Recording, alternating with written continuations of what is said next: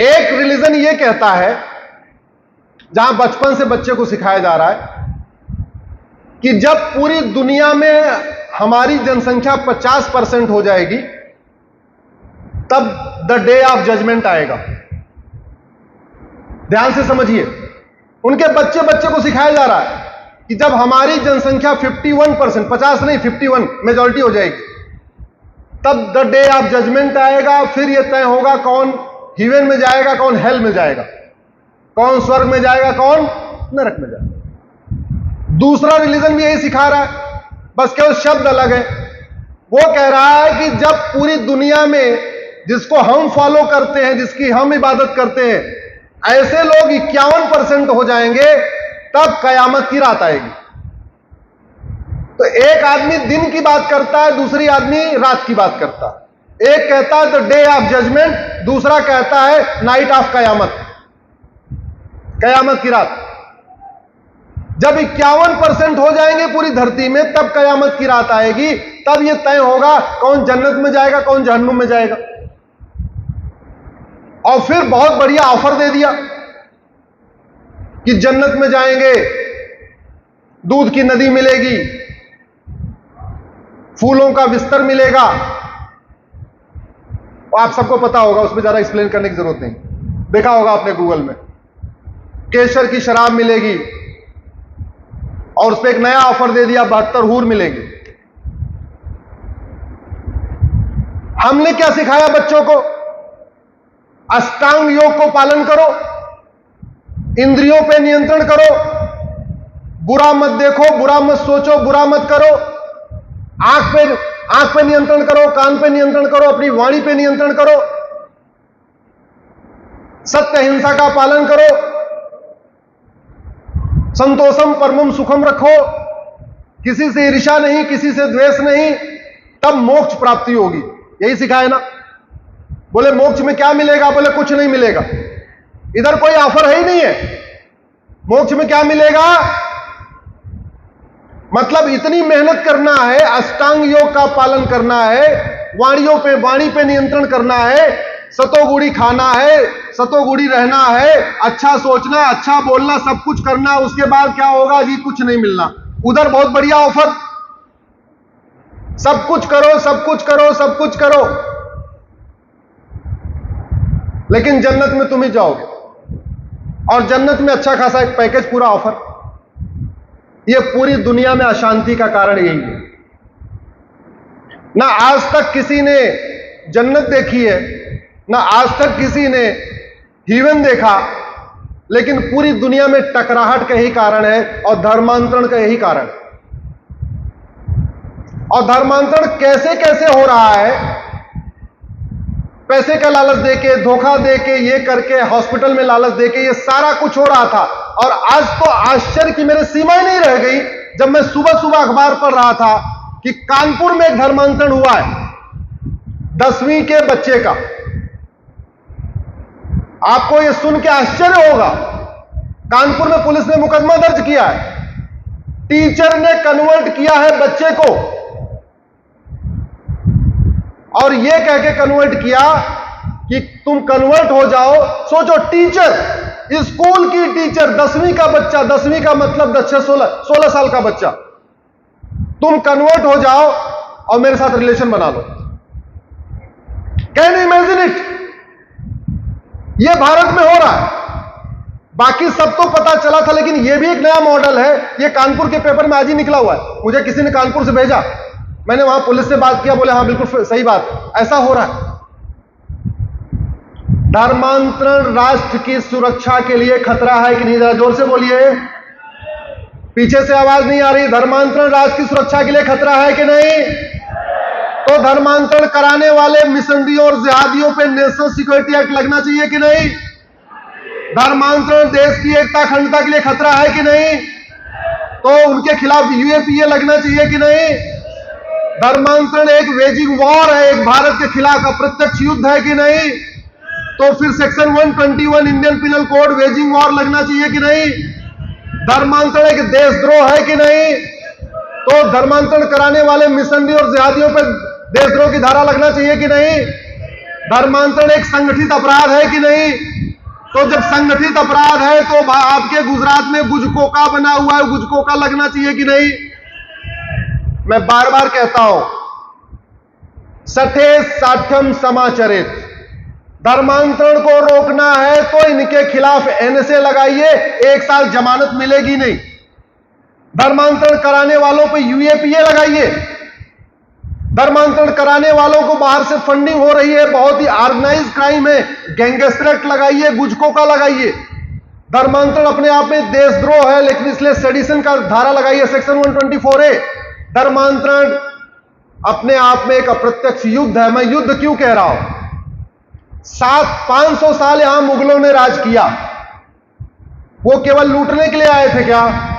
केवल राज करने आए थे क्या? नहीं, वो कन्वर्ट करने आए थे। अल्टीमेटली मुगल यहां क्या करने आए थे? जोर से बोलिए जरा। कन्वर्ट करने आए थे, और वो सफल भी हो गए।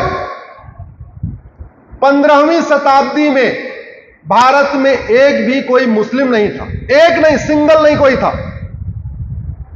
कासिम वसीम आए थे लेकिन चले गए थे, तब तक कन्वर्जन उतना नहीं हुआ था, थोड़े मोड़े थे। 15वीं शताब्दी के बाद जो बाबर ने शुरू किया खेल, तलवार के दम पे कन्वर्ट कराना, आज की डेट में भारत, पाकिस्तान, बांग्लादेश में 60 करोड़ मुस्लिम हैं। ये 60 करोड़ मुस्लिम किसकी देन है? इसका मतलब अगर उनका लक्ष्य केवल सोना लूटना होता तो सोना लूट के चले जाते, सोमनाथ मंदिर को नहीं तोड़ते।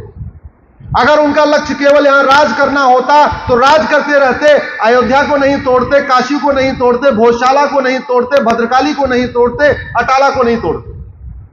मुगल किस लिए आए थे यहां पे? कन्वर्ट कराने। तो जो काम मुगलों ने तलवार के दम पे किया, वही काम आज भी धोखा देके, लालच देके, काला जादू दिखा के, अंधविश्वास फैला के, हॉस्पिटल में इलाज कराने का लालच देके, स्कूल में एडमिशन का लालच देके हो रहा है। तो काम तो वही हुआ ना, जो पहले युद्ध था वही आज भी युद्ध है। इसलिए समय आ गया है, धर्मांतरण कराने वालों के खिलाफ गंभीर धाराएं लगाई जाए। मैं आज सरदार पटेल की इस धरती से देश की सभी सरकारों से निवेदन करता हूं, सभी सरकारों से इसलिए कह रहा हूं, हमारी जो बातचीत हो रही है लगभग 5 करोड़ लोगों तक पहुंचेगी। सामान्यतया ये मामला सोशल मीडिया में भी जाएगा, तो देश के बहुत सारे सांसद, विधायक, मुख्यमंत्री ट्विटर पे मुझे फॉलो करते हैं, वो भी इसको समझें कि धर्मांतरण कराने वालों के साथ आप कोई लीनियंसी मत रखिए, उनके साथ आप कठोरतम पेश आइए। जिस तरीके से सरदार पटेल ने अपनी शक्तियों का उपयोग करके देश में से 500 से ज्यादा राजाओं को एक करके एक कर दिया था, उसी तरीके से आप कठोर कानून के जरिए धर्मांतरण कराने वालों को यहां से खदेड़िए।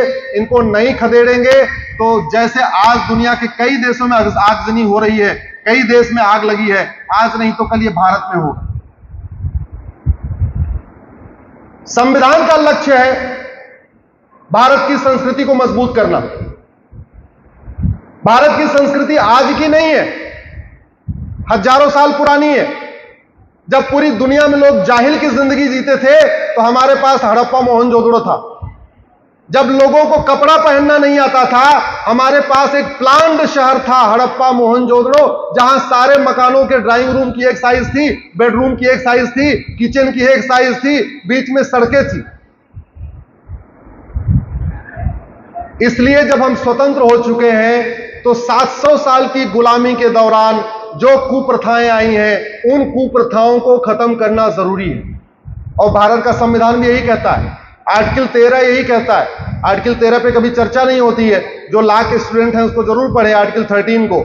आर्टिकल 13 कहता है अब संविधान, आज जब संविधान लागू हो गया यानी 26 जनवरी 1950, आज के बाद से कोई भी कुरीति नहीं चलेगी, कोई कुप्रथा नहीं चलेगी, किसी भी तरीके की कुरीति और कुप्रथा होगी आज से खत्म मानी जाएगी। तो कुरीतियों और कुप्रथाओं के खिलाफ कानून बनाना जरूरी है। मैं धन्यवाद दूंगा प्रधानमंत्री मोदी जी को, जिन्होंने एक बड़ा इस पर निर्णय लिया है। हमारी PIL भी चल रही है सुप्रीम कोर्ट में, लेकिन प्रधानमंत्री जी ने लॉ कमीशन को कहा है कि आप भारत में कॉमन सिविल कोड का ड्राफ्ट तैयार करिए। और कॉमन सिविल कोड इसलिए जरूरी है कि भारत में स्वतंत्रता के बाद भी बहुत सारी कुरीतियां और कुप्रथाएं चल रही हैं। हम कहते हैं जननी जन्मभूमिश्च स्वर्गादप गरीयसी, हम कहते हैं नारी तू नारायणी, हम कहते हैं यत्र नारंती पूज्यते रमन्ते तत्र देवता। ये हमारी परंपरा है। ऐसी परंपरा दुनिया के किसी रिलीजन में नहीं मिलेगी। दुनिया में सर 1100 रिलीजन है। 1100 रिलीजन में किसी भी रिलीजन में नारी की पूजा नहीं होती है। नारी की पूजा केवल और केवल कहां होती है? भारत, सनातन धर्म। किसी भी रिलीजन में नारी की पूजा नहीं होती। आपको दुनिया में 1100 रिलीजन में कहीं पे भी नारी तू नारायणी जैसा वाक्य नहीं मिलेगा। यत्र नारंती पूज्यते रमन्ते तत्र देवता, यानी जहां नारी की पूजा होती है वहां देवता निवास करते हैं, ऐसा वाक्य दुनिया के 1100 रिलीजन में नहीं मिलेगा। दुनिया में 6500 भाषाएं बोली जाती हैं। इन 6500 भाषाओं में किसी भी भाषा में आपको गृहिणी का समानार्थी नहीं मिलेगा। गृहिणी मतलब गृह मतलब घर, ऋणी मतलब ऋणी, जिसका पूरा परिवार ऋणी हो उसको क्या कहते हैं? गृहिणी। ऐसा गृहिणी जैसा शब्द दुनिया के 6500 भाषाओं में नहीं मिलेगा। वसुधैव कुटुंबकम, इसका समानार्थी शब्द ना आपको 1100 रिलीजन में मिलेगा, न 6500 भाषाओं में मिलेगा, केवल भारत में मिलेगा। वसुधैव कुटुंबकम। पहले तो विदेशियों को वसुधैव कुटुंबकम का पर्यायवाची पता ही नहीं था। ये तो कुछ दिन पहले प्रधानमंत्री ने बोला वन अर्थ वन फैमिली, लेकिन फिर भी एक शब्द को स्पष्ट करने के लिए 4 शब्द उपयोग करना पड़ा। One earth one family.